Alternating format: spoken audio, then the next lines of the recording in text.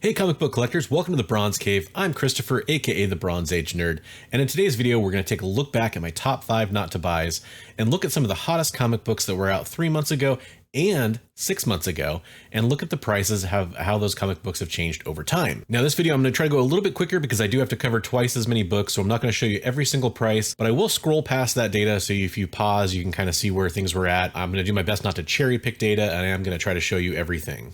But first, before we get to today's video, I want to thank the sponsor, Comic Barricade. Comic Barricades are a fantastic solution to a problem I bet you've had before. Have you ever had your comic books lean or fall over inside a comic book box that wasn't completely full?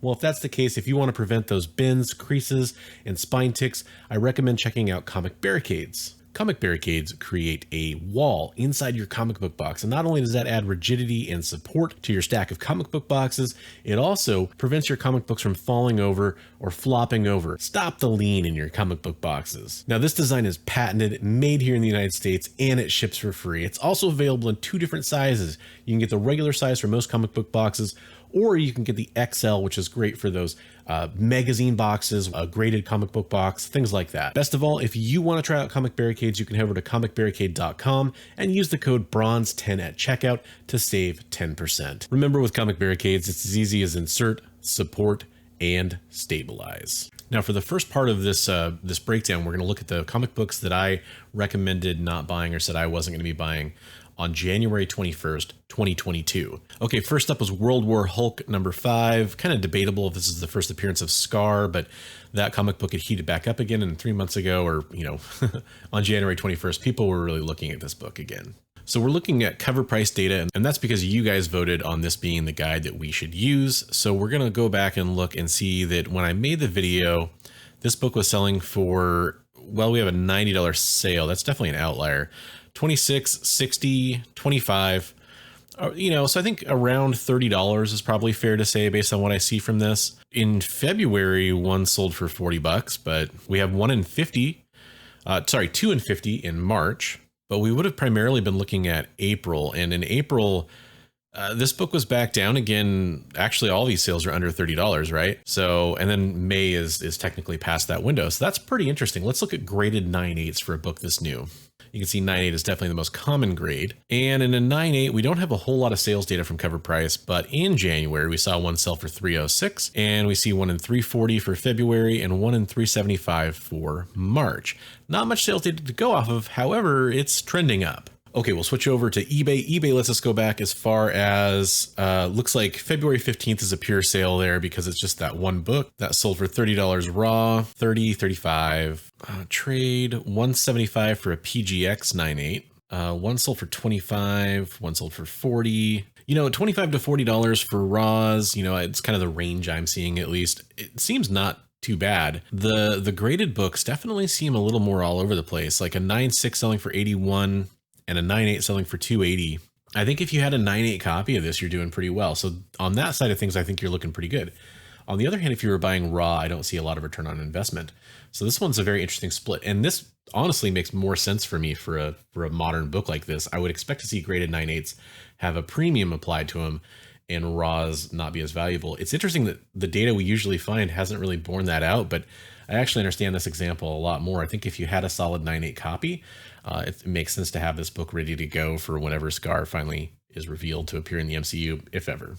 All right, Batgirl 35 time. This was related to the fact that her costume appears similar in some early production stuff that they did for is it a TV series? I don't even remember anymore. So let's look at raw on this one real fast. Yeah, you can see like the clear trend from under $10, still mostly under $10, except for that second half of January, you start to see $15 sales. And 15 to 20 in February, 15, $130 sale in March, and then we're at 10 to 20 in April, it looks like. Let's look at 9/8s, which should be really interesting on this book.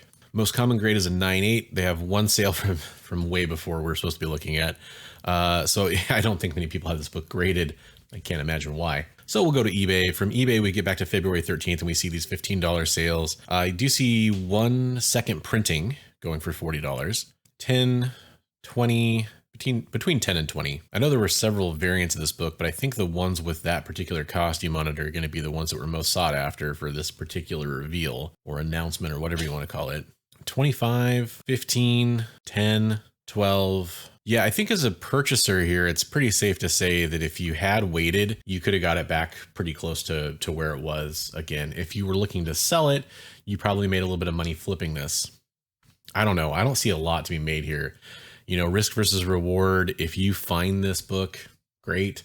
If you didn't, I wouldn't go seek it out. And that's exactly what I was saying. You know, don't go overpay for this book. There's no reason to. All right. The third book we looked at back on that January video was Superman Man of Steel 18, first full appearance of Doomsday. Now, of course, there were a lot of printings of this book, but specifically, I think we were looking at the first print direct for this, glancing at the data before January and then the data after January. Yeah, definitely 20 bucks. I mean, raw, obviously the condition's going to vary a lot on these books. February, we have up to 30, 35, 35, 46, and 49. Very high grade copies, apparently.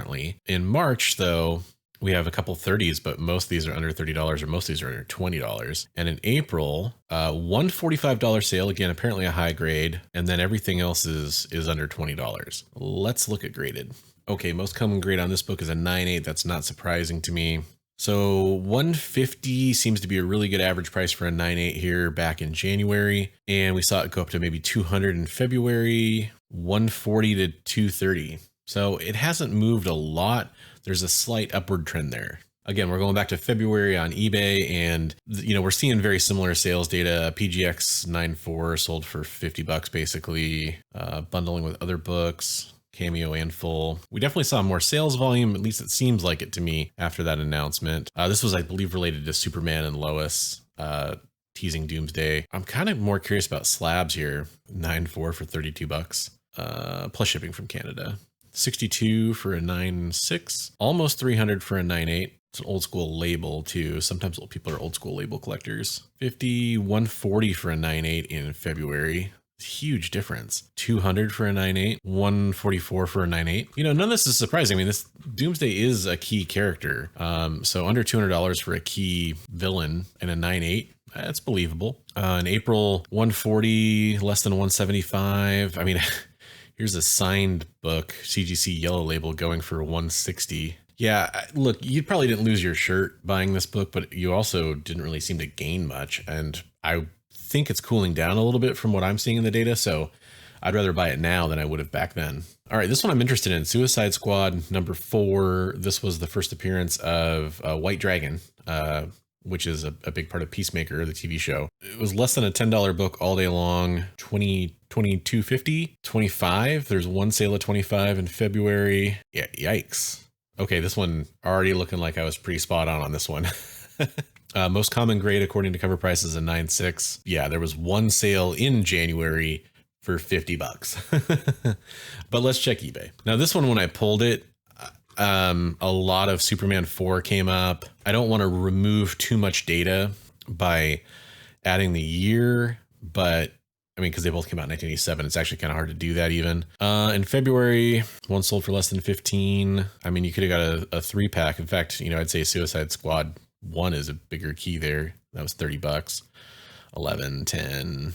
Now, small spoilers for Peacemaker season 2. I think Robert Patrick will be reprising his role in some form as White Dragon. That's all I'll say, because I don't want to be too spoilery, but I don't think this is a big deal. I mean, 10 bucks, whatever. I mean, this book was going for around 5 to 10 bucks before Peacemaker. So I'm pretty confident saying that you shouldn't have bought that one. All right, so this is the one I'm the most interested in kind of looking back at. This is Daredevil Woman Without Fear 1, the 1-in-50. Now, this was a relatively new book at the time, and you saw it going for 180 right before I made the video, 186 the day before I made the video, 150, 150, 160, 130, 140, 150. None of those sales are anywhere near that in February. 165 a couple times. In March, 2 sales over $100. One's 125 as the high mark. And in April, $80. There's going to be no graded sales data on this because it just wouldn't have come back from CGC in time yet for most people to have had it. 160 in February. I'm just kind of watching the prices go down here as I scroll. Oh, here, somebody got a 9.8 back. A 9.8 back of a 1-in-50 that was hot, 300 bucks. Yeah, that makes sense. That set the price there. It looks like another one sold. Another one sold. So it's 300 bucks for a 9.8. 300 bucks for a 9.8 of a 1-in-50 of a cool cover. I believe it. I'll be interested to see how that price tracks over time. If you got it and you submitted it and got a 9.8, that's probably where you were feeling the happiest here. Raws, you lost money on this big time, unless you were able to pre-order it somehow. So I'm pretty confident saying that you shouldn't have got this one. All right, so I do know that I've sort of messed around with the timing on these videos. I am trying to get better on that. I'm trying to get that window to be more exact when I make these, but we are going to start looking back at the 6 month laters. And this is the first video where we're going to do that. So I have to do that pretty quickly. Otherwise these videos are super long. So we're going to look at my top 5 picks for not to buy from November, 6 months ago. And we're going to start with Deadpool, Black, White, and Blood. Number 4, the Dan Panosian 1-in-25 variant. This is the first US appearance of Sakura Spider. Right now, this book is trending up ever so slightly. I'm curious to see where we're at with graded data. I don't believe we had any graded data last time I looked. One sale in May for $250. Super interesting on the raw. No recent raw sales. So I'm guessing a lot of people submitted theirs. 105. I don't really have a lot to go off of here to like say one way or the other how I feel about this book. I'm not necessarily going to check eBay for all these, but I mean, you could go buy one right now for 130. So this book's holding strong. It'll be interesting if Sakura Spider shows up in Spider-Verse. I expect this book to blow up even more. I don't really have a whole lot of additional thoughts on this book. Like, it's not exploded. If you bought it for Ratio when it came out, you're feeling really good about it, I think. So that's pretty much what I'll say. All right, Eternals number 7, 1-in-50 Peach Momoko cover. This one we do see trending down a little bit. Still no graded sales data, which actually is not a good sign. For raw sales data, I mean, we went from about $100 to about 85. So there's very little interest in this book. There's very few sales. I don't think this is a hard to find book. I just think it's a not very in demand book. That's my personal opinion. Take that for what it's worth. Okay, I'm super interested to see how this Magic cover did, because this is actually the first cameo appearance of Gaslamp, and it was a hot cover. It's a great busty Arthur Adams cover, right? So this was the character spotlight cover. It's currently up a little bit. We're just going to briefly look at raw prices, and I see it holding fairly strong. $160 outlier there here in April. Somebody paid a lot for this book. They wanted it. When we look at graded, we have 130 and 140. Not bad for a cover price book. I do think when it comes to Gaslamp, this might be the book to own. In the cameo sense of the word. Full appearance probably still going to carry more weight in the long run if Gaslamp has legs to him, but still, this is a pretty good book, and I definitely think that if you got lucky grabbing it in a 9.8 condition, you're feeling pretty good. All right, so now we have Eternals 11 from Volume 1. This was based on Kingo being a really popular character for the Eternals movie, and Kamal Nanjiani's performance by him, portrayal of him. You know, it's funny, one thing I noticed is they don't list this as being Kingo's first appearance. There's a mismatch between the different people. I actually just bought a copy of this for $5 the other day because I did want this book. I just didn't want to overspend for it. Yeah, it's looking like, man, all over the place. Up to $25.83. Jeez. Boy, that's all over the place. I mean, I'm sure there's a huge gap in quality there too. 9.8s, there's no 9.8 sales since November that cover price is tracking. When I look back at this one at 3 months, I think I said this was pretty safe not to buy. I'm not really seeing much to change my mind here. Again, I just bought a pretty high condition, like probably like an 8.5 or a 9 before a press, and it would really be helped by a press for $5. And that store did have a couple nicer copies that were selling for like $15, I think. And that's just one store. It's anecdotal evidence. But I mean, if you're able to pick that up, and I know these books had recently been put out too, because this is a store that's pretty up on it on pricing. And I search the bins pretty often, and there weren't any copies of this back then. So they recently put them out, recently priced them, and they were comfortable putting them out at that price. So I know there's cheaper copies out there for this book. Okay, now we have Avengers 1 from 2010 for that Azari T'Challa cameo. This book is trending down currently, and you can still get it for under $10. Looks like most common grade on this is a 9.8, which is totally what you would expect. Looks like somebody paid $100 for one, and somebody had paid $73 back in January. So that might be up a little bit, probably because that was, I'm guessing, one of the few 9.8 slabs that were available since then. And you do have kind of this notion that this could be the successor for T'Challa. You know, I know it went up a little bit. My personal opinion on this is that it still isn't a good buy. It still wasn't something that I'd want to chase. So leave it up to you if you think that this book is up a little bit and so that deserves it. I think honestly, like for a 9.8 modern slab that is a key, $25 is a pretty normal variance. So I really will want to see what this book does in like a 1 year later kind of examination.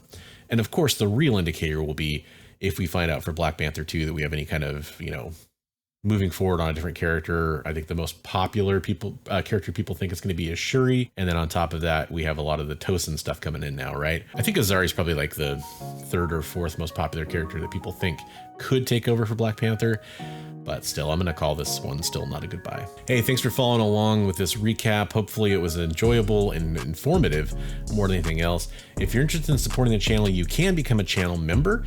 There's several different ways to do that. Definitely check out the homepage for the YouTube channel and hit me up if you want any information on how to do that.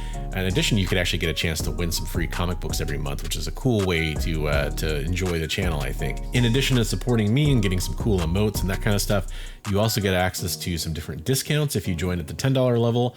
Plus, you get a chance to win free comic books if you join at any level. If you are interested in saving money, there's lots of different ways to do that down in the description below.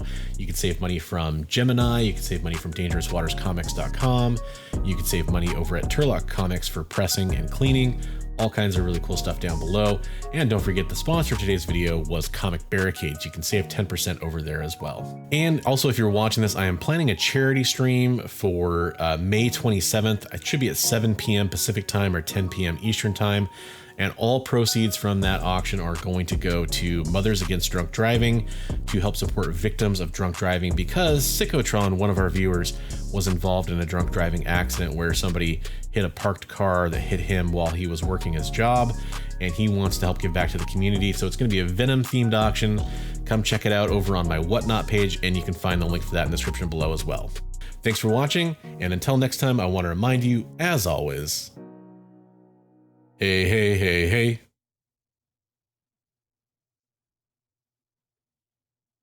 Read comics every day.